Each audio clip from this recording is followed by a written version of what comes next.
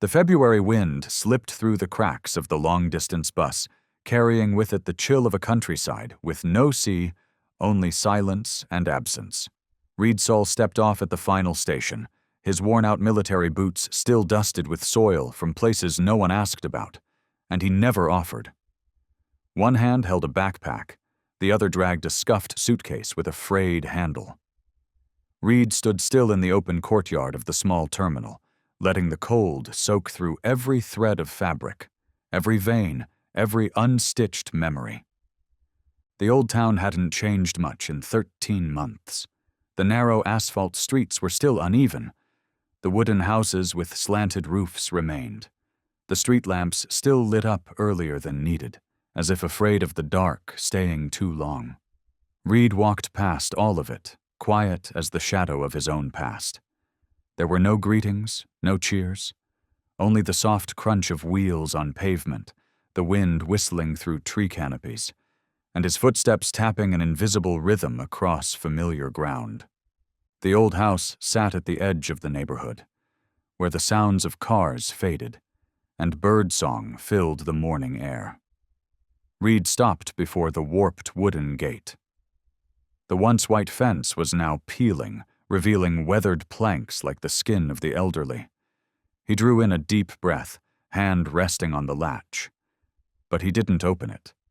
Not because it was locked, but because he hesitated. The house was silent, the glass windows fogged with dust. Weeds overtook the stone path. The wooden porch swing had lost one of its ropes and swayed gently in the wind without anyone sitting. Reed called out softly, "Mom? Dad?" Only echoes replied. No voices. He circled to the side, where the old back door used to jam every summer. When he was young, a light shoulder bump would pop it open. This time it slid open too easily, as if no one had touched it for a long, long time.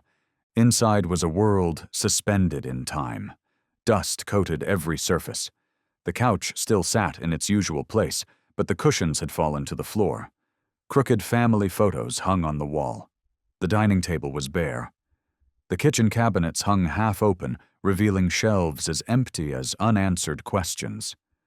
Reed moved step by step, each one light yet heavy.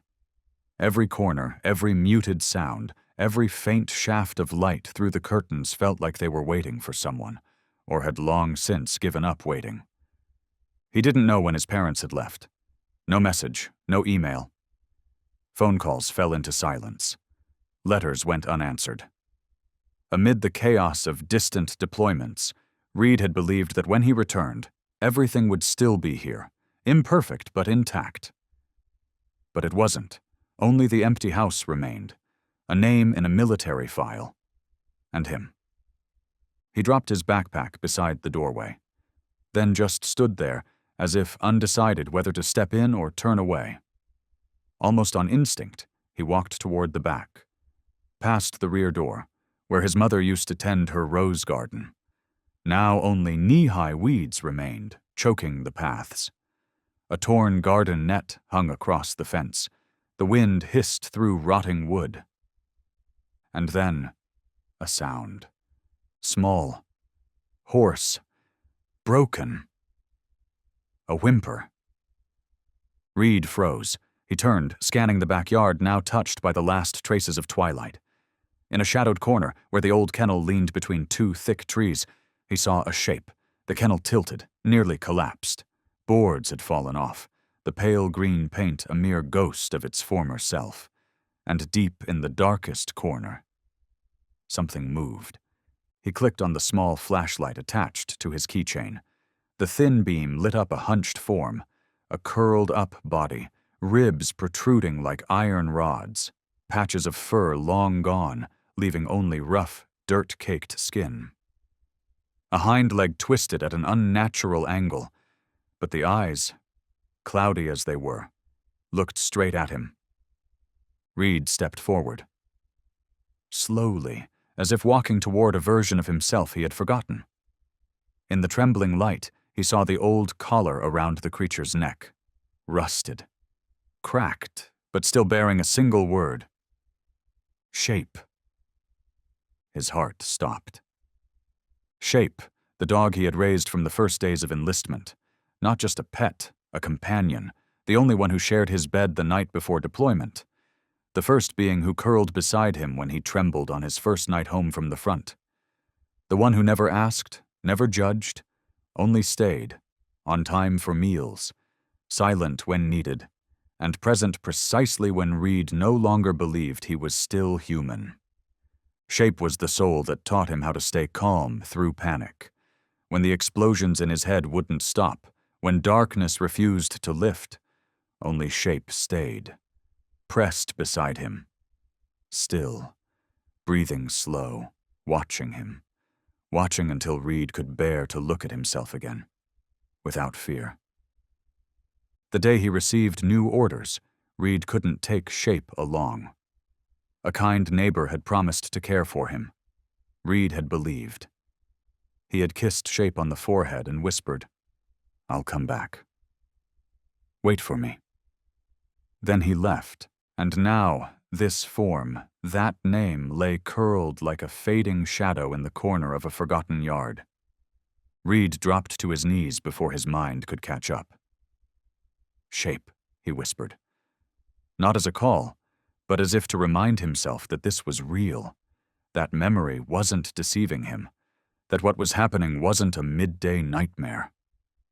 Shape lifted his head, slowly, painfully. He didn't bark, didn't whimper. He only breathed, heavy and thin, like the final wisp of smoke in a cold room. Then he moved, not with the eager spring of old times, but with the drag of sheer will, inch by inch, tremble by tremble. The rear of his body no longer responded. But still, he tried. Somehow he dragged himself forward until his dry nose touched the tip of Reed's boot. And then, with what seemed like the very last flicker of consciousness, Shape pressed his head against Reed's leg. Not to beg, not to plead, but as if to say, "I know you. I've waited, and now I'm here." His tail gave a small wag just once, then went still. Reed broke. Not in tears, but in the silent, violent scream of a heart tearing open. He gathered Shape into his arms, gently as one would hold a fragile spine. The dog's breath came in fragments, his chest rising and falling in painful labor. Reed whispered, "I left you behind, but you waited. You really waited for me." Then he rose, hands trembling, eyes burning, feet running, across the overgrown yard, through the gate, down the street where no lights shone anymore. His fingers dialed emergency as he cradled Shape against his chest, like holding a memory that had never been healed. The story had never ended. It was only now beginning. In that weak, broken whimper, Reed knew something was still alive. And the only thing he could do was not let it die again. Shape lay quietly in Reed's arms like an old rag, weightless, almost without form. Under the faint beam of the flashlight, his body no longer resembled a dog, but a twisted remnant of survival, of hunger, of being forgotten. Reed knelt in the tall, tangled grass, his own breath faltering, heart clenched at the shiver that passed through Shape's frail body. That name, Shape, faded on the rusted collar, only part of the word still visible, as if time itself had tried to erase what people lacked the courage to remember. But Reed had recognized it instantly.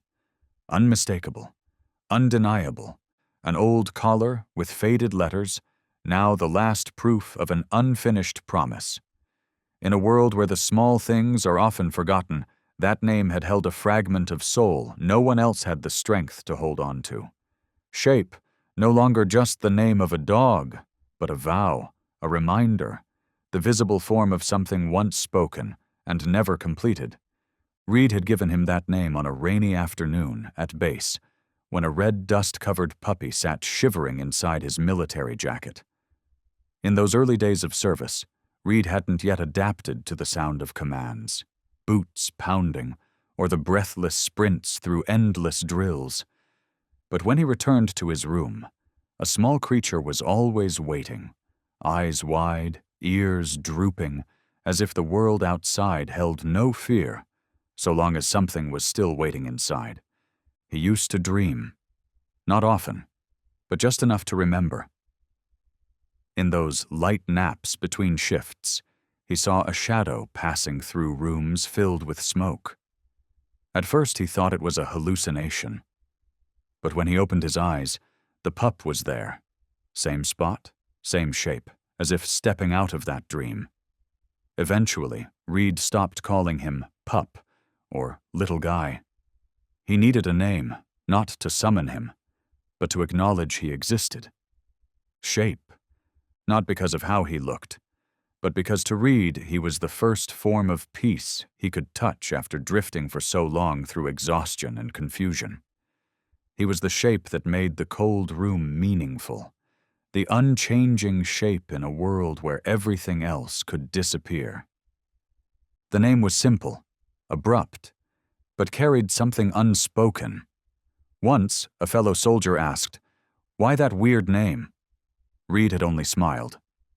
"Because it was the only thing I could recognize when I couldn't recognize myself." Shape wasn't only there during the gentle moments. He existed when Reed panicked, when homesickness clawed at him, when a letter from home arrived too late, and when his mind filled only with the static of things broken beyond repair. Shape didn't soothe. He existed. And sometimes, that was all it took. One night Reed couldn't sleep. He sat curled at the edge of his bunk, the oil lamp casting long shadows. Shape crawled over, laid his chin on Reed's knee, and didn't move. Reed ran a slow hand down his back, and for the first time understood what presence without demand meant. Shape didn't need to know war, didn't need to hear the unspeakable. He just needed to be there. And somehow, that healed more than any advice ever could. Reed had once promised himself he wouldn't get attached while in the military. Everything felt too temporary, too easily lost, but he still filled out the registration form listing Shape as his companion, still took him for vaccinations, still bought that first collar, dark brown leather, hand-carved with the word Shape, crooked but honest. That collar now hung around the neck of a creature Reed had barely recognized. Rusty, worn, its letters peeling away. But all Reed needed was a trace. A faint curve of the letter S was enough to flood his mind with memories like a dam breaking. And in that moment, he understood. It wasn't time that tried to blur it. It was people who tried to forget. Shape never did. That name, like a story left untold, a chapter left unfinished, a promise never fulfilled but still believed. Because to Shape, Shape wasn't just a name. It was a signal, a sign that he belonged to someone, and he would wait until that signal was answered. But Reed had left. One March day. Last year. Amid sirens and hurried orders, beneath the guilt in his eyes as he climbed into the military vehicle, Reed had entrusted Shape to the neighbor of his parents, a man who once spoiled the dog, who once swore he would care for him like his own. Reed believed, not because he wasn't afraid, but because he had to. Because without belief, he wouldn't have been able to cross that line between war and peace. And then 13 months passed. No word, no answer, no concrete reason to doubt, and no one to ask, until this very moment, when all those memories came crashing down in one breathless instant. When those clouded eyes looked into his, as if they had never stopped waiting. Reed trembled as he stood, gathering Shape into his arms. His body was terrifyingly light, his bones visible beneath dry, stretched skin, scratches unhealed, a hind leg twisted unnaturally, dried blood caked along his tail and hips. Reed dared not speak, afraid that if he did, the moment would shatter like a dream too fragile to exist. His phone buzzed in his pocket.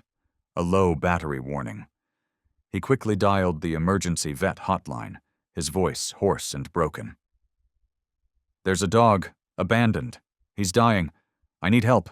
Now please don't ask questions. Just send someone." The operator responded with a voice so calm it felt inhuman. Reed didn't remember what he said next. Only that he wrapped Shape in his jacket and ran, across the yard, through the rusted gate, nearly a full kilometer through darkness. No car, no light. Only a heart pounding loud enough to drown the world. By the time he reached the clinic, Shape had gone limp. His head rested in the crook of Reed's arm. His breaths were like torn threads, thin, uneven. Outside, night had fallen. But Reed couldn't feel anything except the hammering of his own pulse and the thud of his boots on the cold pavement. The veterinary clinic was a small house tucked at the end of an old street. Its wooden sign was faded. The glass door rattled with every gust of wind. No one should have been there at that hour. Except one person had stayed. A woman. Silver hair pulled into a bun at the nape of her neck, a worn white coat, reading glasses low on her nose. She opened the door before Reed could knock. Didn't ask, didn't act surprised. Her eyes met his, not with pity, but with the look of someone who had once known pain. "Come in," she said, her voice low but steady. Reed hesitated for a moment, then stepped inside, nodding his thanks. She led him down a short hallway into a small exam room. Dim lights, the scent of antiseptic and aged wood. No fancy machines, just a cold steel table and a few worn tools. But each of her movements was precise, silent. "Sure." "Put him here, gently," she instructed. Reed laid Shape down. He was so light, so cold. Every time Reed touched his skin, it felt like brushing the edge of a memory already fading. But the vet's hands didn't tremble. She placed a stethoscope to his chest, frowned, then checked his eyes, gums, reflexes. Her hands were soft as wind, her voice steady, almost like prayer. "He's fragile, but it's not too late. His heart is still beating. There's still a chance." Reed clenched his fists. "How much of a chance, doctor?" She removed her gloves and glasses, then sat across from him. "I don't give percentages. I give the truth." She pulled a paper and scribbled quickly. "Multi-organ failure, signs of collapse in heart, liver, kidneys from long-term malnutrition. Systemic infection, likely from an old wound on the hind leg, now mildly necrotic. Severe exhaustion, immune system near shutdown. If we don't begin fluids, antibiotics, and support within 24 hours, I'm afraid—" She didn't finish. Reed cut in. "Do it, whatever it costs. I have money. I have a military account." She studied him for a long time. In her gaze, Reed didn't see doubt. He saw a weighing of spirit. Then she spoke softly. "I need your signature. This case is high risk. Nothing is guaranteed, but if he makes it, it will take at least 6 months to recover. Are you ready for that?" Reed didn't hesitate. "I left him once. I won't do it again."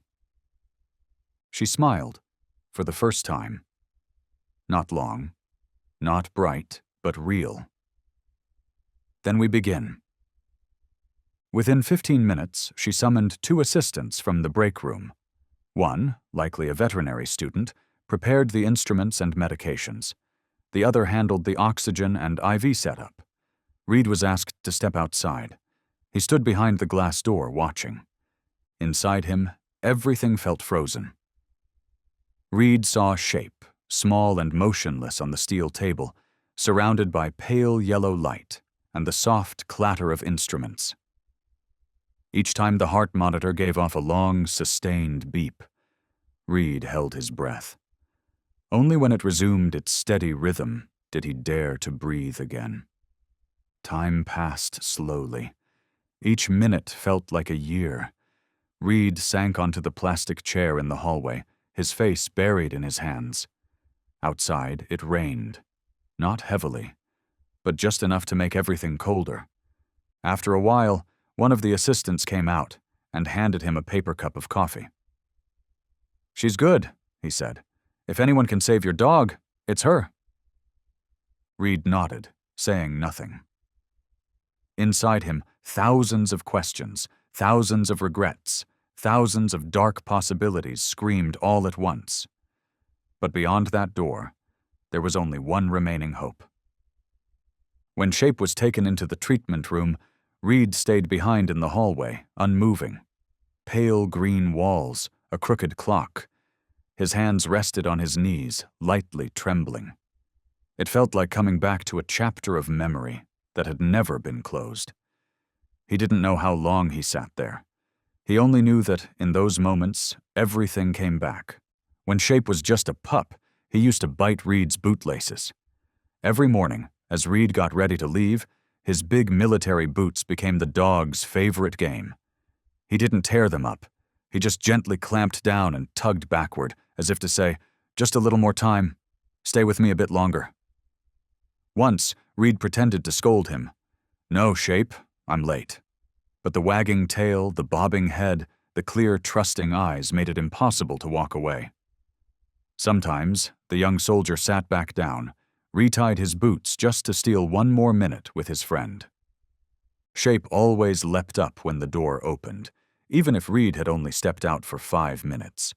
Whether he was taking out the trash or buying bread, the sound of keys in the lock was enough. Shape would be there, jumping like Reed had returned from across the world. There was no concept of time in a dog's loyalty. To Shape, every return was worth celebrating, worth bounding into Reed's arms with full, unshaken faith. Shape had the habit of lying beside the bed, refusing to sleep until Reed did. At first, Reed thought it was just a clingy behavior. But then there were nights he tossed and turned, unable to sleep, his mind full of ruins from training drills. Shape was always there, eyes open, silent, his head near Reed's hand. Only when he heard Reed's breath calm did he slowly close his eyes and begin to breathe softly, careful not to wake him. And then, the nightmares began. They didn't come often, but when they did, they came like crashing waves. Reed would jolt up in the night, shirt soaked with sweat, hands trembling, eyes wide in panic like he was still inside a trench. In that chaos of darkness, Reed didn't know where he was. And then, a touch. Not a hand, not a voice, but a wet nose against his palm, a warm breath on his skin. Shape had risen, no one knew when. He didn't bark, didn't whine. He just sat beside him, unblinking, watching, a gentle lick on the wrist, a soft nudge to the chest. And like magic, Reed's heart began to slow. The nightmare didn't vanish, but it had something to anchor to. The first time, Reed thought it was coincidence, but it happened again, and again. Every time the nightmares came, Shape was the first thing to bring him back to earth. No command, no signal, just a touch, a breath. No sound was more soothing than that breath. No therapy more powerful than the quiet presence of a soul that never left. One winter, Reed couldn't sleep for a whole week. He was so restless that he couldn't open his eyes during the day. Shape, instead of sleeping at night like usual, stayed awake too. He sat beside him, not nudging, not pleading, just being there.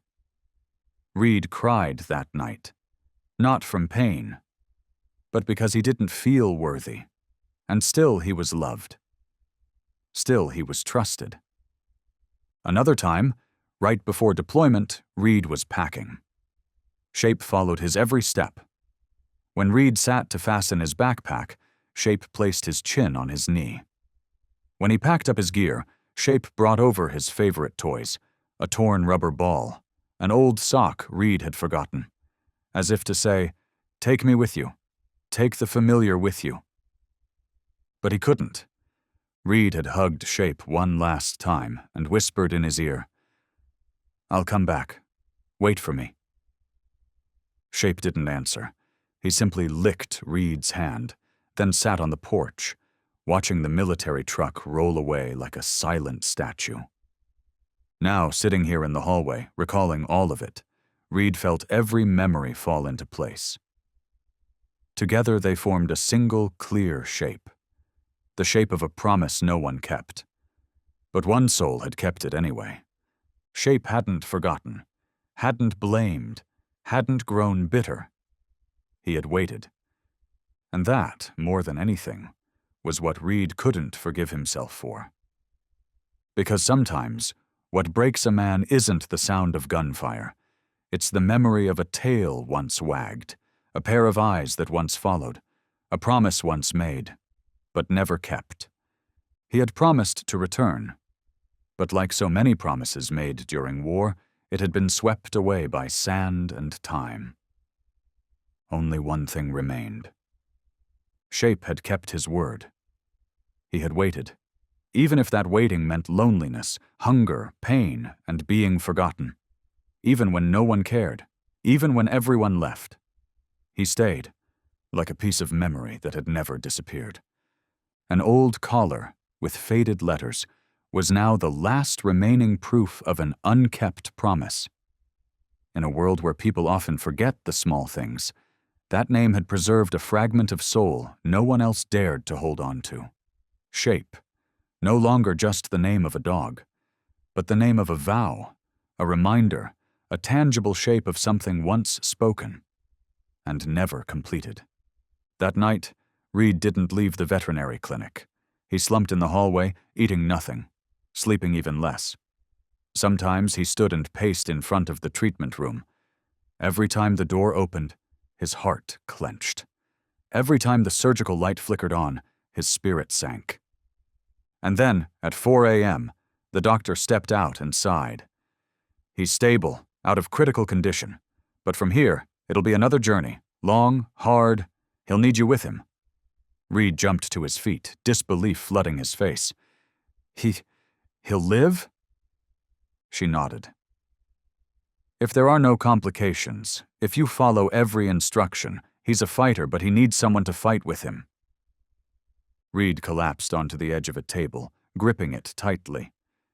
He didn't cry, but cold sweat dripped down his face, as if his body had just been released from some invisible vice. She placed a hand on his shoulder. "Come early tomorrow. I'll guide you through his care. But tonight, let him rest." Reed nodded. And when he looked back through the glass, Shape was asleep. Gently. No more tremors. No more broken breaths. A creature once thought lost, now resting, bathed in warm light, surrounded by steadfast hands. And he knew. This was the second time Shape had come back from death. But this time, Reed would be the one waiting. With everything words could never fully say. He didn't go home right away. Instead, Reed sat for an hour in his old pickup truck, forehead resting on the steering wheel. His heart was a tangle of guilt, hope, and an unspoken fear that he might lose Shape again. But when night fell, he returned. The wooden door creaked open, still the same house, dusty, silent, waiting to be brought back to life. Reed turned on the light, then turned it off. He chose the glow of a small table lamp. A warm light, enough to see, but not enough to disturb the quiet. He began cleaning. Not the kind of surface cleaning done out of habit, but a slow, intentional touching of each object, each corner, as if every item held a memory in need of release. Every speck of dust, every smudge was a forgotten moment. Reed wasn't just cleaning a house, he was retracing time. The floor, where his childhood steps once echoed, knees scraped, and laughter knew no fear. The window, where his father used to stand silently for hours, watching the garden in quiet afternoons, as if something outside remained unsaid. And the kitchen, where his mother cooked stew on rainy days, seasoned always with a kind of tenderness no word could name. He pulled down each moldy curtain, brushing gently as if afraid of harming time. He knelt and wiped every tile with warm cloth. Some were chipped, some sunken, but he didn't replace them, just cleaned them, as if preserving honest memories. The bedsheets were washed by hand and dried under the late afternoon sun. The new curtains weren't too white, just enough for sunlight to pass through as it used to. Then he stopped at the corner of the living room, not by accident, but as if instinct had led him there. There, Reed laid out a large, soft blanket. He smoothed each fold by hand. He stacked warm, dried towels into a cushion, making a soft nest, wide enough for a body once reduced to bones. An old pillow, once his mother's, was placed beside a stainless steel bowl that gleamed like a mirror. He didn't speak it aloud, but in his heart, he thought, "This is your bed now, Shape. This time, it's real. No one will leave you again." Then he went to the kitchen. He opened the fridge. Empty. Only some white rice and a bag of frozen greens remained. Reed paused for a moment, then grabbed his coat and walked to the night market.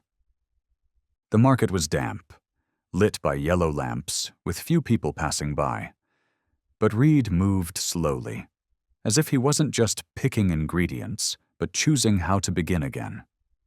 He selected fresh beef, tender, low-fat, baby carrots, pumpkin just ripe.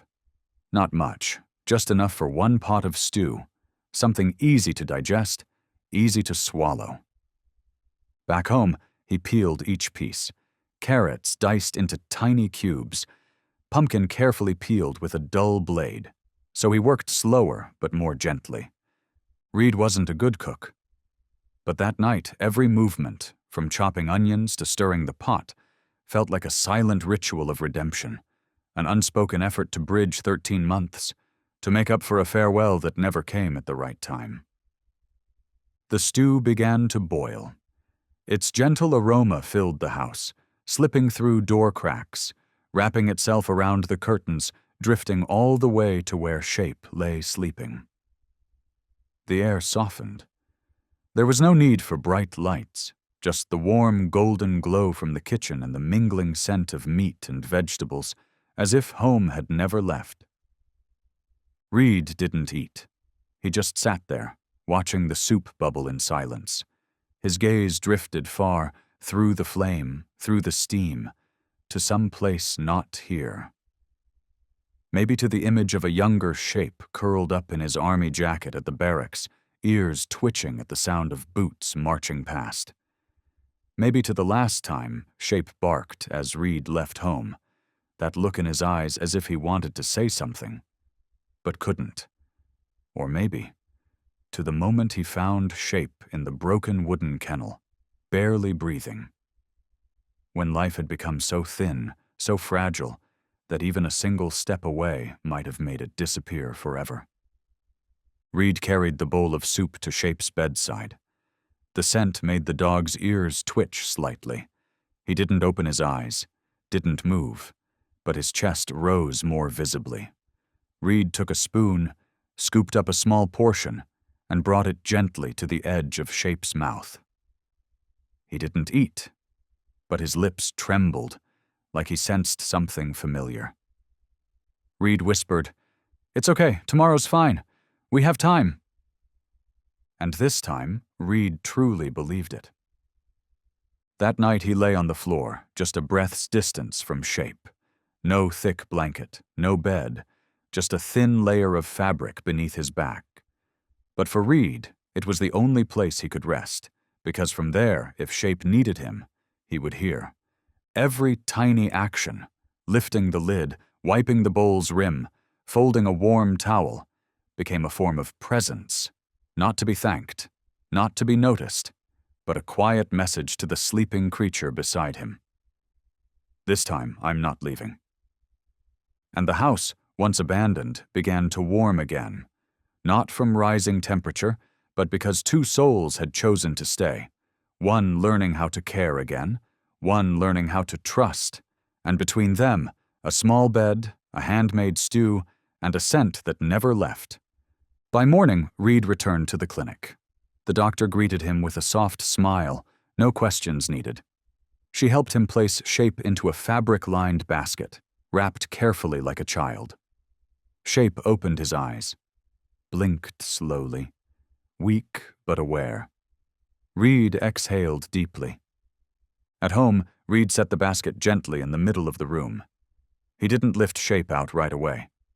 He sat beside him and spoke softly. "This is home, Shape. We're starting over, right here." He ladled soup into a bowl and placed it near the dog's nose. Shape didn't eat, but his eyes followed Reed. Those eyes no longer shone like they once did, but they still held that same gaze. The one that once convinced Reed that even if the world exploded outside, there would always be somewhere to return to. Reed smiled faintly. "It's okay. Tomorrow's fine. You don't have to rush. We have time." He spoke as if soothing his own soul. Time, something once stolen by war and fear, was now rekindled, spoon by spoon, carrot by carefully diced carrot, grain by grain of rice rinsed in warm water. That night, Reed didn't sleep in his bed. He lay on the hardwood floor, just a few steps from Shape's bed. No mattress, no pillow, just a thin blanket. But to him, it was the only place he deserved to be. Because some apologies cannot be spoken. They can only be lived, quietly, closely, and without leaving. Each of Shape's breaths, no matter how faint, was a question that needed no answer. And Reed's presence was his only reply. "I'm here now. I'm not leaving again." The days that followed became a quiet loop of devotion. Nothing glamorous, nothing needing witness. Reed woke at 6 a.m. every day, checked the room temperature, adjusted the heater to just the right warmth, not too dry for Shape's nose. He moved gently, afraid even a small sound might startle the dog. Then he reheated the stew, using a porcelain spoon, not metal, to avoid clinking that might cause distress. He relearned how to inject into thin, bruised skin. His hands shook the first time, but the doctor's voice echoed in his mind like breath. "Just do it like placing a note on a music sheet." He cleaned every wound, not quickly, but with patience. Each time Shape flinched in pain, Reed whispered, "I'm sorry. Just a little more." Shape never replied, but every time he stayed still, it was a kind of permission, a quiet forgiveness. Every time Shape lifted his head, it was a victory. He didn't have to stand. Just to hold his own weight with his neck, to look toward Reed, was enough for him to write in his notebook, lifted head, 10 seconds, circled. Bolded. He recorded everything, when breathing was steady, how often he blinked, the warmth of his ears, the moisture of his nose, the reflex when his paw was touched, each detail like a sketch of life redrawn, fragile, trembling, but clear. Then one morning, Shape touched his nose to Reed's hand. Reed had dozed off, slumped over the bedside. The first thing he felt was a gentle warmth, not quite wet, but definitely alive. He opened his eyes, thinking he was dreaming. But no. Those deep, familiar eyes were looking right at him. For a few seconds, neither moved, neither spoke, just presence, full and quiet, like two broken souls finding each other again, in the middle of what was once ruin. That evening, Reed placed a small speaker beside Shape's bed. He didn't choose a sorrowful tune. He played Chopin, gentle, wordless, just the sound of breath shaped into melody. He sat beside Shape, one hand resting lightly on the dog's back, feeling every rise and fall of his chest. Not steady, but rhythmic. A sign of return. Reed no longer saw Shape as an abandoned dog. He was proof of something larger, of endurance, of a love that needed no words. Each time Reed tore a piece of meat into tiny shreds and placed it at Shape's cracked lips, he wasn't just feeding him. He was saying, "I still believe, and I believe in you." The house began to change. Not cleaner, more alive. The dust on the staircase faded after each pass of Reed's cloth. The air felt lighter. Even the wind whistling through the cracks seemed less cold. Because inside, two beings were learning how to exist again. Reed, once a man driven by battlefield reflexes, was now guided by gentler instincts. He no longer measured in days, but in signs. Not, "It's the 5th day since I returned." But, "Today, Shape drank 3 spoonfuls of water without the tube." And Shape, he didn't need to stand or run. He just needed to open his eyes in the morning, without fear, without seizures, to stretch one paw, to wag his tail at the sound of familiar footsteps, each small gesture, a memory reawakening. Every action from Reed, folding a towel, mixing warm water, whispering something no one else heard, was a quiet apology. Unspoken, unannounced, but more sincere than anything words could offer. And that was the small fire. A fleeting hope, rekindled each day. Not because Reed believed Shape would fully recover, but because he believed that presence, that staying, was already a miracle. In that old house, there were no barks, no calls, only breathing. And that breath, it was an apology, a beginning, and proof that trust, even when abandoned, could return. Slowly, gently, and just enough to save them both. In that old house, there were no barks, no calls, only breathing. And that breath, it was an apology, a beginning, and proof that trust, even when abandoned, could return. Slowly, gently, and just enough to save them both. That night, the wind brushed against the metal roof. Dry branches clattered on the wooden porch. Inside, Shape lay motionless on the bed made of layered, soft towels. His breathing was steady, not deep, but regular, as if life had returned without needing to announce itself. Beside him, Reed lay curled on a thin blanket. No bed, no pillow, just the wooden floor and a distance small enough that one touch could still happen. His eyes were closed, but his nerves were tight as strings. A sound came, from somewhere, not loud, not clear, but enough to snap his eyes open. Cold sweat dampened the back of his neck. His hand curled, searching for a weapon. Quickened breath, tense lungs. Not from exhaustion, but from memory. Memories that hadn't faded with borders or time. They stormed in like a midnight tempest, tearing down the walls between now and then. In his mind, explosions, dust, screams, metal slicing air like a shrieking siren. Someone called his name, a voice broken loose from the past. He shot upright, heart racing, chest collapsing. The air in the room felt stolen. Reed doubled over, palms on the floor, gasping like someone pulled from water. And then, a movement.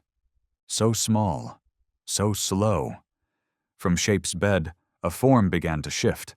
He couldn't walk, but he crawled, using his front legs.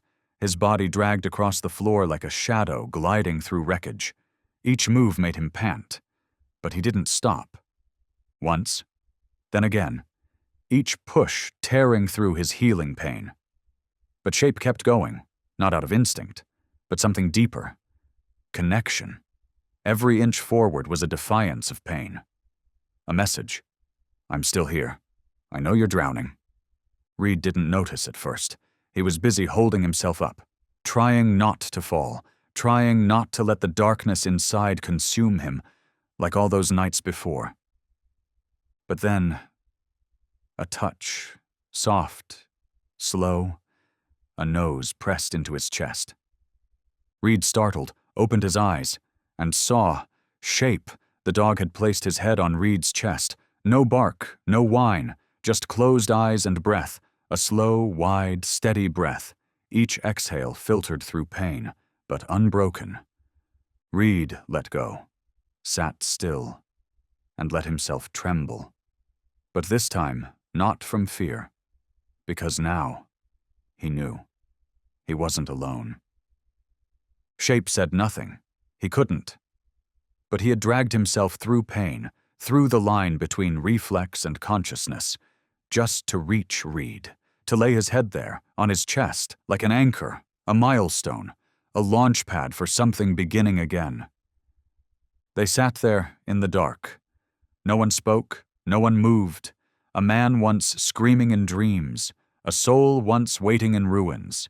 Now reaching each other in the only way they still believed in. Presence, no promises, no expectations. Just staying. The wind outside whispered through the cracks in the doors. Moonlight draped its silver hue across the old wooden floor. And there, in the middle of it all, stood a man and a creature once left behind. They breathed, together. No reasons needed, no words, only the knowing that someone was still listening. And if you listen long enough, a soul can step into another's dream, not to speak, but to remind, I never left you, not ever. That night, between the rhythm of breath and the scent of old wood, between panic and peace, between trauma and the present, Reed knew he had been saved. Not by medicine, not by therapy, but by a single touch. A touch from a creature who had never learned how to give up. You came for me? Reed asked, not expecting a reply. There was no hope in his tone, no need for confirmation. Just a voice breaking through from deep within, where cracks had never sealed. But in Shape's fragile breathing, there was a subtle tremor, like wind brushing the surface of still water. Not sound, not reflex, just breath, carrying more meaning than any word Reed had heard in all his years as a soldier. A response without language, but one that pierced through the thickest armor in his soul. Reed didn't sleep again that night, but he no longer shook, no longer curled beneath cold sweat, no longer sat upright in darkness, straining for ghosts. Shape, still there, his head resting on Reed's chest, was breathing, steady, slow, just enough to remind Reed that life was still present, no matter how thin it seemed. And in that moment, a weary soul, once abandoned, stepped into the dream of a soldier who thought he'd lost the ability to dream. A soul, with 4 weary legs and broken breath, touched the deepest part of a man's heart. Not with strength, not with sound, but with existence. The next morning, when sunlight filtered through the faded curtains, Reed woke. His eyes stung, not from nightmares, but because for the first time, he felt light. As if he had finally let go of the pack he'd carried across miles without knowing why he couldn't put it down. Shape was still there, right beside him, sleeping, not curled in fear, not gasping for air, just a tired being, finally allowed to be tired. No need to brace, no need to be ready for war, and that was what brought tears down Reed's cheeks, silent and unstoppable. He rose from the old blanket and went into the kitchen. The tap water was still freezing, but he boiled it, brewed tea with dusty old bags, and played a quiet instrumental track. The sound, soft as breath, seeped gently into spaces inside him that had once been frozen solid. He sat beside Shape's bed and opened his notebook and wrote, Night 6. No startling, no medication. Maybe we're starting to trust each other. From that day on, Reed slept beside Shape every night, not out of fear he'd relapse, not out of worry, but because he too needed something real, a breath, a heartbeat, another soul nearby, to keep from falling again. Some nights, Shape crawled closer. Other nights, he simply lay still, breathing soft as mist. But every night, there was breathing. And that rhythm, it was what tethered Reed to the world. The old house, once a ruin of absence, slowly changed. Not through furniture, not through paint, but through presence. A small plant on the windowsill, once thought dead, began to bloom. Sparrows returned to the roof, and mornings, once the worst part of the day for Reed, no longer felt like threats. He began waking early, not from panic, but from wanting to see Shape breathe in peace, wanting to make soup before the dog woke, wanting to let Chopin play softly before the sun rose. And for the first time, he didn't need sleeping pills. One night, Reed dreamed. But it wasn't a nightmare. In the dream, there was a golden field under the setting sun. There was wind rustling the tall grass, and in the distance, a dog running free, no leash, no bandages, no signs of pain, no gunfire, no blood, no bodies, only light, and a peace so deep that when he awoke, tears soaked his pillow and he didn't know why. Shape touched his cheek, not with his paw, not with his nose, but with a lick, gentle, clumsy, as if still learning how to connect again. And just that was enough to make Reed laugh, a short, soft laugh. But real! He placed a hand on Shape's head, stroking from brow to neck. An act that had once been reflex, now returned as privilege. He whispered, uncertain if aloud or just in his heart, "Thank you." And in the light of a cloudless day, with sunlight spilling through dusty blinds, Reed looked at Shape and murmured, "I came back for you. But maybe you're the one who brought me back." Mornings in the old house were no longer frozen in a numbing silence. They had become something else. Still quiet, yes, but no longer cold. Stillness remained, but it was peace, not emptiness. Reedsall woke before the sun, made himself tea, put on soft music, swept the floor, jotted down notes in a small notepad. For the first time in months, he felt there was something about today worth waiting for. On the small bed in the corner of the living room, Shape stirred. At first, just a tired yawn. Then slowly he lifted his head. A small motion, yet one that held the weight of the universe. His frail neck trembled with effort. Amber eyes looked at Reed, then at the water bowl placed nearby. Reed remained still. No urging, no coaxing. He simply placed a hand on the table's edge and waited. Shape moved. One leg, then another. Starved muscles convulsed. Fractured joints seemed to plead for mercy, but he didn't stop. Inching forward, breath quick and shallow, hind legs clenched tight, he stretched his neck, and his tongue touched the surface of the water. Reed nearly broke into tears. He didn't clap, didn't cheer. He simply bowed his head, hands clasped together like someone giving thanks. In that moment, there was no rescuer. No rescued. Only two living beings, learning how to exist all over again. From that day forward, Shape no longer needed the bowl right next to the bed. Reed placed it a little farther each day, recording every distance in his notebook. Day 10. Shape moved 70 centimeters on his own. He still couldn't stand, but he could crawl, to the food bowl, to the sunlight, to Reed's side each night. As for Reed, he gave up sleeping pills. At first, the nights were hard.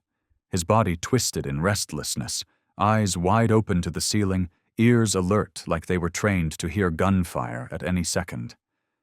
But then, he remembered the breathing, not his, but Shape's. Soft, long, even. He inhaled in time with that rhythm, exhaled the same. And strangely, he slept.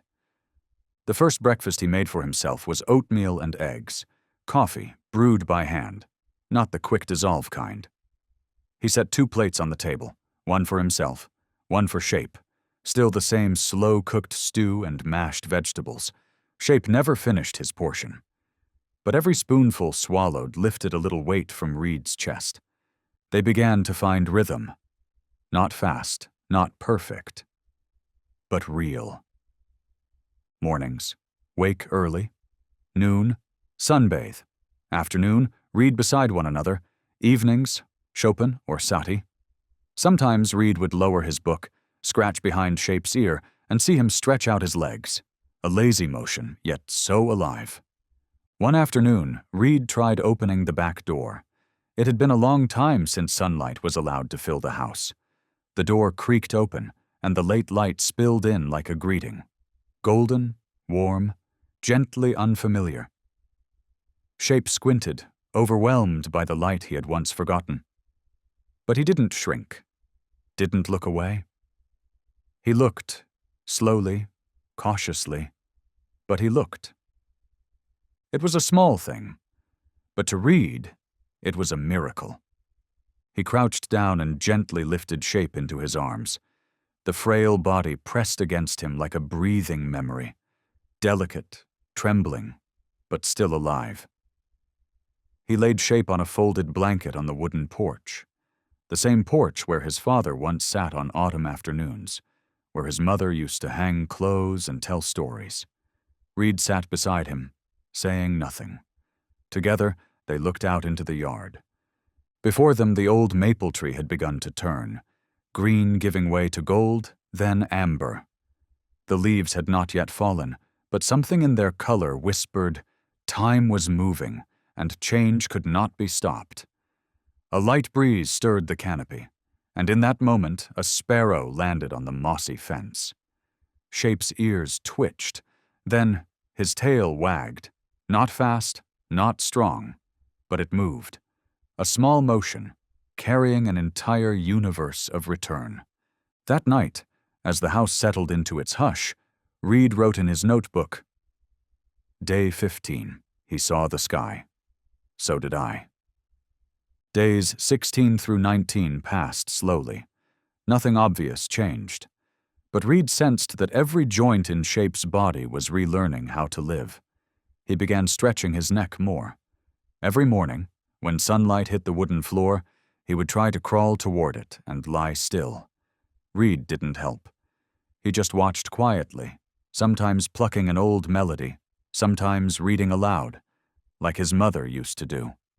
Day 20, Shape held himself up on both front legs for a few seconds. No warning, no signs. Reed was chopping vegetables in the kitchen when he heard the floor creak. He turned. There was Shape, trying to stand, front legs trembling like young trees in early wind. Reed didn't rush. He stood nearby, solid as a wall, but didn't touch. And when Shape collapsed, Reed sat beside him, patting his lap. Shape crawled to him, slow, painful, but purposeful, rested his head on Reed's knee. They both breathed. They both were. That kind of understanding. No words could carry. Day 25. Reed began tying a soft cloth around Shape, like a support harness, and walked with him out into the yard. He didn't call, didn't urge, just walked beside him. When Shape grew tired, they stopped. When Shape lay down, Reed lay down too. They watched the sky, counted clouds, listened to the wind through branches. One day, Shape slipped, fell hard, panting until his lips turned bluish. Reed didn't panic. He knelt beside him, cleaned his belly, stroked his spine gently, and whispered, We're not in a rush. You don't need to go anywhere. Day 30. The air turned crisp. Dew clung to the grass. Reed led Shape to the yard, like every morning. But today, Shape did something new. He stood, trembling, on all four legs. His eyes looked toward the house. Reed froze, throat tight. That image, a creature once too weak to move, once known only by breath, now standing, even for a few seconds, was something no language could ever capture. You don't have to go anywhere, Reed whispered, his voice barely audible. Just stay. From that day on, every afternoon came with footsteps, not far, not steady, but steps nonetheless. And those steps weren't about leaving. They were about presence, about proving that what once broke could bloom again. At night, when classical music floated through the old house, Reed sat down to write.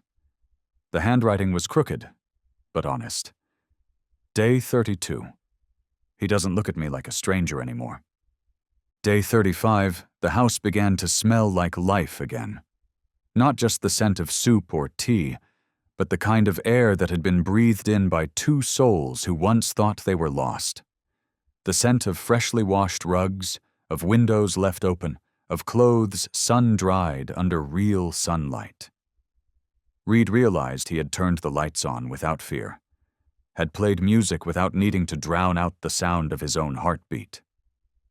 Day 40. The cactus on the windowsill bloomed again. A single milky white flower opening in the golden sun. Reed didn't say anything, but there was light in his eyes. And then one morning, without warning, before the sun had fully risen, while the air still held the scent of night dew, Reed woke. He turned his head and saw a shape standing beside the bed. Not crawling, not dragging, standing on all four legs, trembling but balanced. "Good morning, soldier," Reed said, his throat tight. No bark, but Shape stepped forward and touched his nose gently to the back of Reed's hand.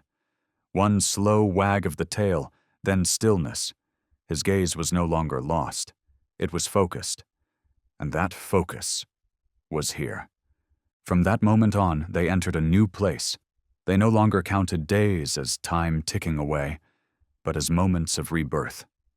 There was no need for goals, no need for plans. Because for souls who had fallen to the deepest silence, the first steps weren't meant to lead somewhere. They were meant to stay. A week later, on a sunny weekend morning, Reed decided to take Shape to the park, for the first time since the long days of rebuilding. Not far, just a trail that circled a small lake. There were trees, there was wind, there were children laughing near the grass. Shape rode in a cart Reed had modified himself. Soft rubber wheels, thick fabric lining, and a front opening just large enough for his head to poke through. They moved slowly, in a rhythm like a familiar piece of classical music. Shape seemed to enjoy the air here.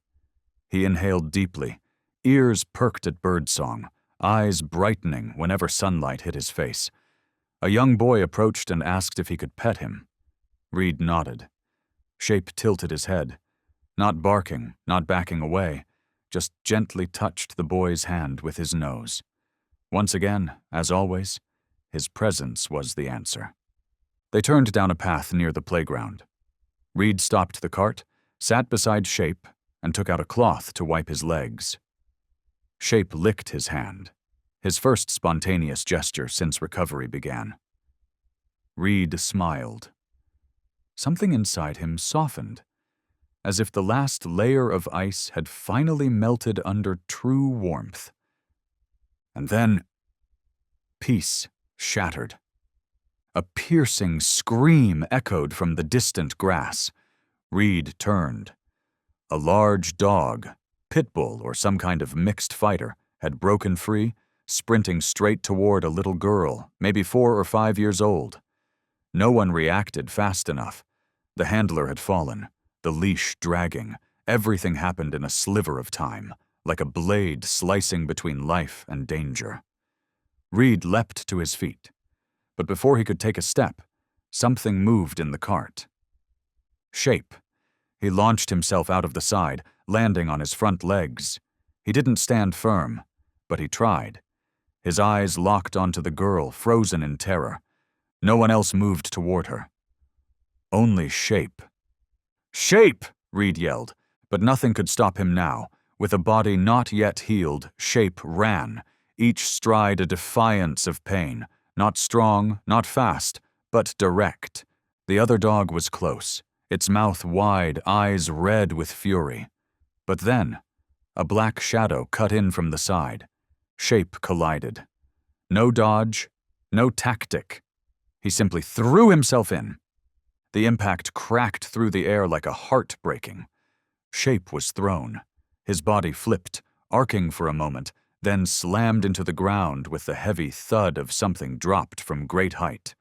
The grass dented beneath him, stained instantly with a spreading patch of blood.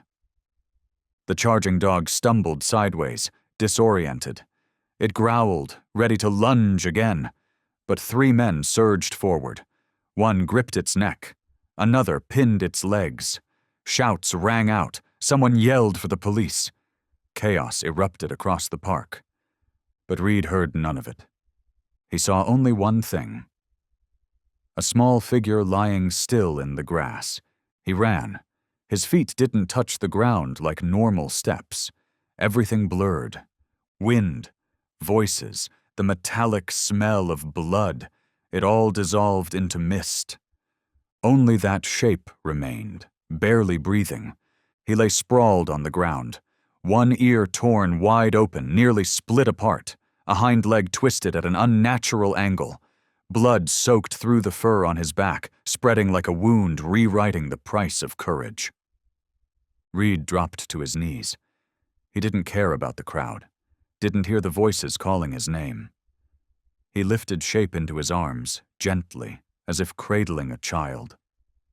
The dog's body was limp, but his eyes were still open.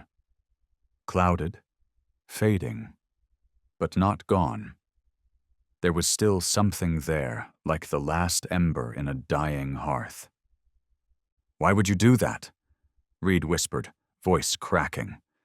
And still, you didn't hesitate. Shape didn't whimper, didn't move, but he hadn't passed out. His mouth opened slightly, as if struggling to draw in one more breath. Each gasp was ragged, broken, as if dragging the full weight of life along with it.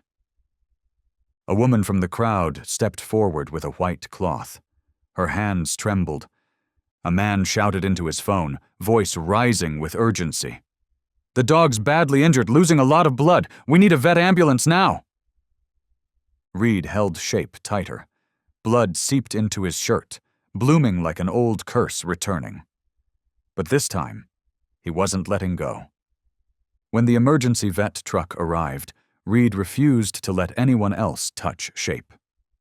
He climbed inside, holding the dog close, like clinging to the final breath left in a living soul. Inside the vehicle, silence pressed down on everyone. No one spoke. Reed leaned in close, whispering as if summoning a spirit back from the edge. "You did so well. Hold on. Just once more. Stay with me once more." The familiar vet clinic came into view. Reed burst through the doors, still carrying Shape. An older woman, silver-haired, eyes lined with decades of knowing, stepped out. The moment she saw him, she paused. "It's him again?" she asked. Not surprised, not exasperated, just complete understanding. Reed nodded. He didn't need to say a word. Shape was laid on the surgical table. Nurses rushed in with fluids, checked vitals, sterilized wounds. The torn ear needed stitching. The broken leg required splinting. The blood loss was critical. The heartbeat, erratic. "The line is thin," the doctor murmured, her voice low like a prayer. "But he came back once before. Maybe he can do it again." Reed waited outside the operating room for hours, his arms still stained with Shape's blood. His eyes never left the red light above the door. The light that signaled the battle between life and loss was still raging inside. He didn't eat. He didn't drink. He just sat there, unmoving, fists clenched, hands trembling. The waiting room seemed to lose shape. Everything around Reed blurred. The flickering neon light above him pulsed like a soulless reminder that time was still moving forward, even though his soul had frozen in that moment when Shape collapsed on the grass. He no longer saw a hallway or a hospital, only the image replaying, Shape's run, no hesitation, no turning back. A leap carved from sheer will, lodged forever in Reed's memory like an arrow that could never be withdrawn. He remembered those eyes just moments before, eyes that had seen something far away, and still chose to stay. No command, no signal. Shape didn't run because he was triggered. He chose to run because it was the right thing to do. Reed closed his eyes, hands still clasped. How many times had he sworn to protect Shape? How many promises had he whispered, vowing he'd never let the dog suffer again? But once again, it was Shape who stepped in. It was Shape, body broken, lying silent in his arms while the world looked on. "You're not just the dog who was saved," Reed murmured, throat burning. Each word scraped out like it tore through him. "You're the one who saved me, twice, and now, a little girl too." No one needed to hear it, but it had to be said, like a confession to himself. The light went off. The red light above the door stopped blinking. The door slowly opened. A wave of antiseptic and cold air drifted from the recovery room. The doctor stepped out, pulled down her mask. Her eyes were tired, but they hadn't given up. "He's stable, but very weak. He'll need close watch. He'll need you beside him." No questions, no explanations. Reed stood, as if the weight on his shoulders had disappeared for a moment. His legs were still numb, but his heart was allowed one normal beat again. He stepped inside. The room was cold, still. Every medical device beeped in rhythm, heart monitor, oxygen line, transfusion drip. But through all the sounds, one rose above the rest, the soft, steady breathing of Shape. He lay there, on a clean pad, his fur shaved in places, revealing rows of stitches, one ear torn and bandaged, the back leg set in a cast. A blood bag hung above, the tubing gently swaying with each weak pulse. But he was breathing. He was alive. Reed sat down, said nothing, just one simple act, placing a hand on Shape's head. His touch was so light it didn't disturb the wound, but firm enough that Shape would know. Someone is here. Someone came. He didn't cry, didn't smile. He just left his hand there, as if holding on to something that had come heartbreakingly close to slipping away forever. His hand was warm. His other hand gripped a crumpled notebook, the one where every step of recovery had been recorded. Something softened in Reed's chest, like an exhale barely heard, carrying tears that no longer needed to fall. Since returning to his hometown, he had never truly been sure he was alive. He existed. He breathed. But inside, all was ruin. Only when he laid his hand on a creature that had brushed against death did he finally feel what it meant to live. Because love doesn't have to be loud, and courage does not always roar. Sometimes courage is a silent leap into danger while others scream. It's a gaze that never waits for praise. It's a dog with broken bones and blood-stained fur who still chooses to stand in front, not behind. Another life. Reed looked at Shape. His breathing was weak but steady, not gasping, not fading. He breathed to say, quietly, that he had chosen to stay. Reed remembered it all. The park, the scream, the blinding sun, and that small figure bursting out from between two stunned adults. No one thought he could run. No one imagined he would choose to. And what broke Reed's heart more than anything was this. Shape hadn't thought of the cost. He didn't know he would break a leg. He didn't know his ear would tear so deep it would need stitching. All he knew was that a life needed protection. And that was enough for Shape to decide. Reed sighed, leaned forward, his forehead resting gently against Shape's. Cold, but alive. "You didn't have to," he whispered, a quiet confession to himself. "But you did." And sometimes, the only thing that keeps a person from feeling lost in this world is knowing that somewhere there is a soul, wounded, fragile, who still chooses to protect you with all they have left. Shape had done it again. No command, no call. because for him, staying was not just survival. It was living for love. Reed slid his chair back and sat beside the recovery bed for the entire night.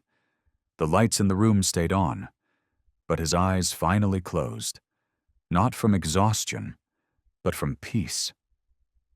And in the first sleep he had known in countless nights, he dreamed of a wide field, of sunlight, and a shadow running toward him. No gunfire, no blood, just grass, warmth, and a soul who had chosen once more to stay and walk beside him.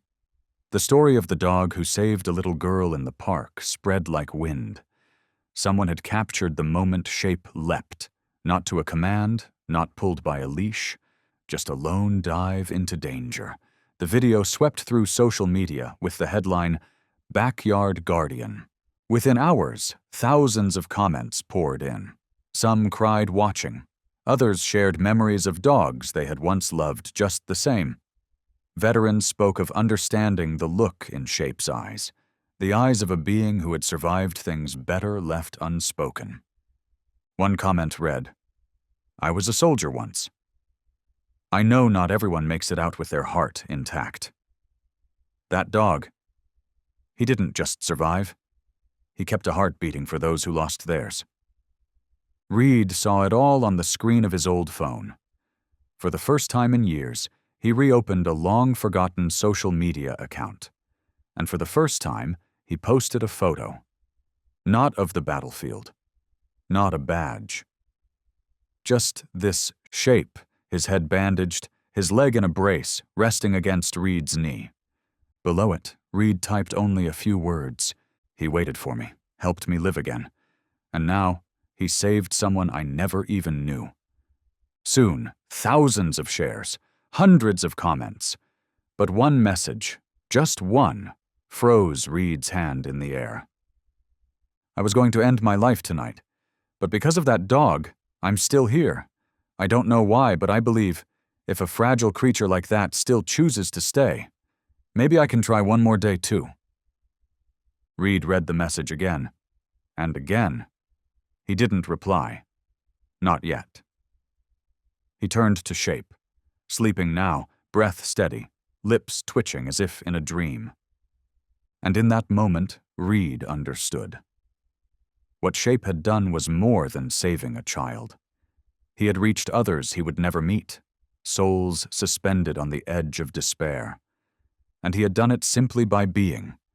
A being once broken, once abandoned, once saved, and still choosing to save. Reed opened the window.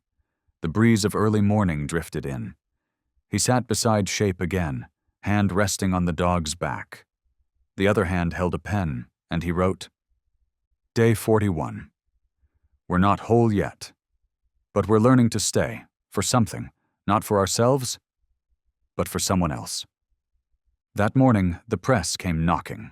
Reed declined interviews. But when a reporter asked if he had anything to say to those who had been touched by the story, he answered, "Not everyone needs a dog, but I believe we all need something to remind us. There are still beings out there who choose to stay, even when the world has never been kind to them." Later that day, the woman who had sent the message wrote again, "I bought a small flower pot, placed it by the window. For the first time in months, I want to see what it becomes." Reed smiled. A smile not for himself, but because he knew. Shape's story didn't end with him. He didn't just save one person. He saved the scattered pieces of those who once believed no one had the patience to reach them. An old man sent a photo. In it, he was sitting beside a blind, aging dog. He wrote, "We're both old now. But this morning, because of the Backyard Guardian, I decided to take him for a walk again." A high school teacher printed Shape's photo and pinned it on the class bulletin board, writing beneath, "Even in weakness, choose courage. Even in pain, choose love." A young woman wrote, "I don't have a dog, but I have a younger brother struggling with depression. I told him about Shape. He said, He wants to try again. Each line, each small message, was like a breath Shape had preserved inside a body once broken. And in that way, a dog who used to curl up in the forgotten corner of a backyard became a source of light. Not because he barked the loudest, not because he was trained to fight, but because he chose to love, chose to stay, with everything he had left. And that kind of love, even when it bloomed in the shadows of a quiet backyard, could still reach further than any signal in this world. Shape was no longer a wounded dog who got rescued. He was a living memory, a testament to something deeply simple, that sometimes, to change someone, you don't need strength. You just need to stay, to not walk away. You just need to sit there, beside them, until they feel safe enough to stand on their own. When the message from Hero Dog of the Year arrived, Reed thought it was a mistake. A formal email with a picture of Shape attached from the news article. They wrote, "We would like to honor Shape as a living symbol of courage and healing." Reed read it and closed the laptop. He didn't reply. Not because he wasn't proud, but because Shape was still recovering. His leg was still bandaged. The wounds hadn't fully closed, and Reed himself wasn't someone who felt comfortable in front of a crowd. He was used to silence, used to being behind the scenes, used to seeing the world only from a window, from a small kitchen, through the eyes of a dog. That evening, Shape lay on his old bed, the blanket folded neatly beside him. Reed sat nearby, one hand resting on the dog's back. He whispered, "We don't need a medal. You've been a hero for a long time." Shape didn't answer, but his tail moved. A soft wag. Not strong, not certain, but clear. And his eyes, they were the same as the very first day. Quiet, but full of direction. The next morning, Reed reopened the email. This time, he replied. He accepted the invitation. The journey to the awards ceremony wasn't long, but for Shape, every step was a small test. First, the car ride. He used to hate the engine's growl, used to curl into himself at the rumble behind him. But this time, he lifted his head, looked out the window. Calm. Then came the hotel. Strange smells, strangers, glances, cameras. Reed stayed close to Shape, but never ahead. He knew. Shape needed space, needed to walk in his own way. On the night of the ceremony, the stage was grand, the lights bright, the rows of seats filled with people. Deep red chairs stretched beneath the stage lights, holding the weight of stories waiting to be told. This was not a regular event. This was a place that honored beings who once broke, who once stayed silent, and who stood up again with only instinct to guide them. Each dog awarded had their own story. One had pulled someone from a fire. Another had found survivors beneath the rubble. One had stayed beside a dementia patient for years. The hall echoed with applause. Tears. Awe. Then came Shape's turn. The lights dimmed. A video played on the screen. It opened with Shape lying in the mud, eyes hollow. Then a clip of him trembling as he stood for the first time in weeks. And finally, the footage of him launching his body to shield the little girl from the attacking dog, his back soaked in red. No narration, just soft music and the sound of breathing. Reed stood beside him, wearing a suit, white shirt, black tie. For the first time in years, he dressed neatly, not for attention, but to honor the soul standing beside him. The host invited them onto the stage. The lights softened. Every eye turned toward the aisle. Reed bent down and placed his hand on Shape's collar, a small gesture, but full of weight. We're not here for applause, just to remind them that one soul chose not to turn away. Shape lifted his head. his eyes fixed on the glow ahead. Then he walked, slowly, but steady. Each step carried the memory of pain and the strength to rise again. Under the lights, his coat shimmered like silver. The room held its breath. The entire audience rose to their feet. Not because he barked, not because he performed, but because he was there. A presence real and beautiful beyond any story. On stage, the host handed the medal to Reed, in honor of Shape, a star-shaped medallion engraved with the words, "Hero Dog of the Year." Reed took the medal. He didn't say much, just raised a photograph, an old picture, where Shape leaned gently against his knee after the day they saved someone. The image was faded, but the eyes in it were sharp as ever. He said, "His name is Shape, because to me, he was the first form of trust after so many years of not believing in anything at all." No one spoke, no applause, not even a breath stirred, just silence, not awkward, but reverent. Then someone began to clap, softly, slowly, but it spread like a ripple, and soon the entire hall rose once again, not to cheer, but to bear witness to a soul who had lived true. Reed bent down and stroked Shape's back, the way one thanks a being who never needed words. They stepped down from the stage, not hurried, not proud, but like the final movement of a symphony, ending on its most beautiful, quiet note. The next day, the local paper released a new issue. On the front page, stark against the white background, was a photo of Shape, the dog who once carried a torn and broken body, now sitting upright on the stage of honor. His head tilted slightly, ears raised, as if listening to something beyond applause or announcements. The golden light softened across his eyes. Eyes that had seen war, reflected abandonment, lay waiting for death in a dark cage, and now were at peace. The headline, bold in italic black ink, read, "The Dog Who Didn't Give Up on Anyone." Reed stood at the newsstand in a small store down the street.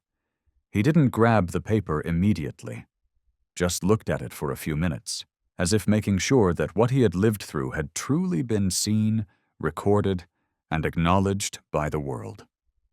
Then he took 2 copies. One he folded carefully, slipping it into the inside pocket of his coat, like tucking away a piece of reborn past.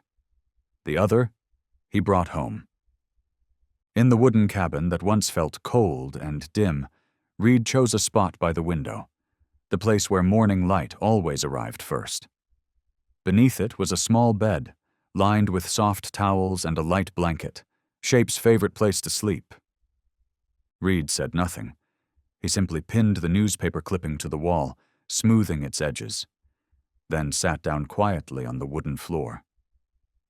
Shape was asleep, but not long after he stirred gently, then lifted his head. His deep brown eyes found the image on the wall. He couldn't read the words, but he understood everything beyond them. He didn't bark, didn't move much, just stared. A gaze filled with presence, as if to say, "That is me, and that is us."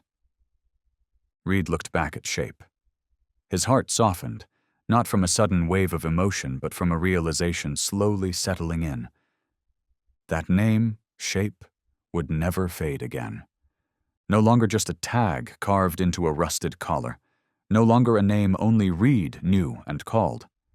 Shape had become a story, a symbol, a living proof that a soul, once discarded and silenced by pain, when reached the right way, could become a light for those who never thought they deserved to be seen. That name would be how Reed answered all the questions that once choked him into silence. Whenever someone asked, "How did you survive all that?" he wouldn't talk about prescriptions, wouldn't list the therapists, wouldn't speak of the nights strapped to wires in a dim therapy room, because all of that, while necessary, had never touched the darkest part of him. That part was only reached by a creature who didn't speak, but always knew how to stay. And so Reed's answer would always be, "I had a friend. He didn't speak, but he never walked away." And that alone was enough. One afternoon, a young woman knocked on Reed's door. She didn't say much, just held out a handwritten letter, then turned and walked away. Inside the letter, she wrote, "I once believed no one could understand the weight of loss without having to explain it. But because of Shape's story, I realized I'm not alone. In a world growing noisier by the day, where people search for meaning through louder voices, polished resumes, and glittering speeches, sometimes the one thing that keeps a person grounded is a silence that stays. A breath beside you, a quiet lean against your knee, a gaze that doesn't question. On a pale gray afternoon, with the sun leaning behind the rooftops, Reed heard a knock at the door. Not urgent, not forceful, just 3 knocks, as if the person on the other side wasn't sure they should be there. He opened it. On the porch stood a young woman, small frame, hair tied in haste, eyes shadowed from sleeplessness. She didn't speak, just held out a handwritten letter. Her hands trembled faintly, but her eyes were steady, like someone who had come a very long way to arrive at the right place. Reed took the letter. She gave a small nod, then turned away, without waiting for a single word. Reed closed the door behind him and walked slowly into the living room, where Shape was still resting on the old cushion by the window. The dog flicked one ear at the sound of the door, but didn't lift his head. His tail moved just once, gently, as if to say he had noticed. Reed opened the letter. The handwriting leaned slightly, as if written in a hurry during a night full of thoughts. "I used to believe no one could understand the feeling of loss without needing it to be spoken. I used to believe I was the only one who found the world unfamiliar, even while still living inside my own home. But then I saw the image of Shape, and I knew I wasn't alone." There was a pause. Then the letter continued. "He didn't bark. He didn't look directly at the camera. But the way he leaned into your knee, closed his eyes and breathed, it made me believe that maybe there are beings in this world who don't need language, don't need a reason, and yet still choose to stay." Reed read to the end, then folded the letter slowly, as if afraid to crease something fragile. He placed it beneath the newspaper clipping on the wall, just above where Shape was lying. The dog remained asleep. His breathing was steady, his back rising and falling gently with the rhythm of a soft tune drifting from the old radio. Reed sat down beside him, his hand resting on the part of Shape's back where the scars used to be. When he first brought him home, that spot had been bruised black and torn open. There were nights Reed had to re-bandage it 3 times because the blood refused to stop. Now the fur had grown back, not even, not smooth, but warm. And beneath his palm, there was real breath. "You don't have to do anything more, you know," Reed whispered, maybe more to himself than to the dog. "You've been enough. Enough for a long time now." The little house was no longer cold. Not because of the heater, but because every corner, from the living room to the windowsill and the entryway, held a warmth that couldn't be measured in degrees. A warmth made of presence. On the wall, near the window where the morning light always passed first, hung a simple wooden frame. Inside it was the photo of Reed and Shape, taken the day the dog was honored. Reed in a suit, his eyes softened, and Shape with his head resting on Reed's knee, not posing, not looking into the camera. Just there. Like always. Beside the frame hung an old collar, once rusted, once flung from his body when he was abandoned at a training ground. Now it was polished clean, with a new metal tag that read, "Shape still here." Below it, on a small table beside the armchair, sat the letter from the girl who had written, saying that Shape's eyes had made her feel less alone. Reed didn't hide the letter in a drawer. He left it standing upright, as if it belonged there. Because he understood, this story was no longer just his. The house began forming habits. Each morning Reed would pour tea, put on a classical record, and Shape would lie exactly at his feet, where the sunlight filtered in and touched his coat that was finally growing in evenly again. Some mornings the dog would sleep. Some mornings he would gaze out at the backyard. But always, there was peace. The kind of peace that comes when someone knows they won't be left behind again. Reed no longer had to explain the nightmares. He didn't need to talk about the past, because the past now had shape and sound, but no longer carried edges sharp enough to cut. It played like an old film in reverse, sometimes surfacing, but never again making his hands tremble or his heart seize. When people asked him, casually, at a gas station or a grocery store or the vet's office, "How did you recover?" Reed didn't say much. He just nodded, pointed to Shape, now a silent yet powerful symbol, and said in a slow voice, like naming something sacred, "I have a friend. He doesn't speak, but he's never walked away." That was it. No more needed. Nothing missing.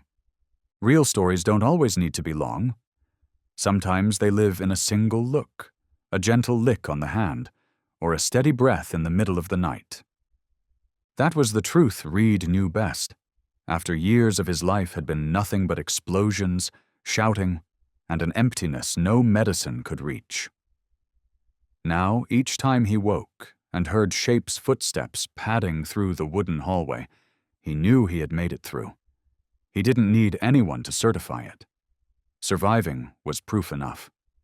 One afternoon, a small neighbor child came over, stood at the window looking at Shape, and whispered to her mother, "Mom, when I grow up I want to be like that dog." Her mother looked at Reed and smiled. No words were needed, just a small nod, and both sides understood. Some things are bigger than language. Reed turned to Shape. The dog was still dozing, unaware that someone was speaking about him. Yet, as always, he remained. Constant. Days went on. The cactus by the window bloomed again. Sparrows still visited the roof. Reed learned to cook a few more dishes. And Shape, he didn't need to learn anything new. He only needed to live, to breathe, and to stay. And sometimes, on cold nights when the wind slipped through the cracks, Reed would sit beside him, hand resting on his back like those first nights. They didn't need to say a word, because now silence no longer meant emptiness. It had become a language, a form of trust, a kind of love without conditions, without explanations, without needing anything in return. Just being there, that was enough. By nightfall, the small wooden house at the end of the street still held a light. Not a bright one, but a desk lamp. Warm and golden, just enough so that two figures lying side by side did not feel alone. Shape slept peacefully. His eyes fluttered slightly, as if chasing a dream filled with sunlight, wind, and someone who stayed. Reed did not sleep. He simply sat beside him, one hand resting on the dog who had taught him how to live again. Not through words, but through presence. Outside, the wind slipped gently through the old shingles. The scent of wood, warm tea, and quiet breathing blended into a kind of music no recording could capture. Maybe in this world some wounds cannot be healed by medicine. Some people may never find the words for their pain, and yet they are healed anyway by the gaze of a creature who speaks no language and asks for nothing in return. Shape was just a dog. Not a champion, not a prized pedigree, not a hero with medals, but to those who had once been lost, he was the last miracle of waiting. We do not need to be heroes. Sometimes, all it takes is being someone who listens long enough, someone warm enough to hold on to a small, trembling life, whether in the rain, inside a forgotten kennel, or on a sidewalk too busy to notice what is slipping away. Because sometimes what saves a soul is not wealth or power. It is the moment you choose not to look away. It is a hand that reaches out. It is a whisper that says, "I'm here." If one day you see a small dog curled up under a street lamp, eyes still holding hope, if you hear a whimper from beneath an old porch, if one quiet afternoon, in the middle of your own busy world, a tiny tail wags your way, not begging, not pleading, just simply being there, then please remember this. You may not be able to save the whole world, but to that one life, you are the whole world. And sometimes, a name scratched onto a worn collar is enough to hold on to a soul that almost disappeared. And love, even if small or late, always has room to begin again. All you have to do is choose to stay. Some things don't need to be taught. They only need someone patient enough to listen. And some creatures may never say thank you in words, but they can teach us the one lesson many never learn in a lifetime: how to be human.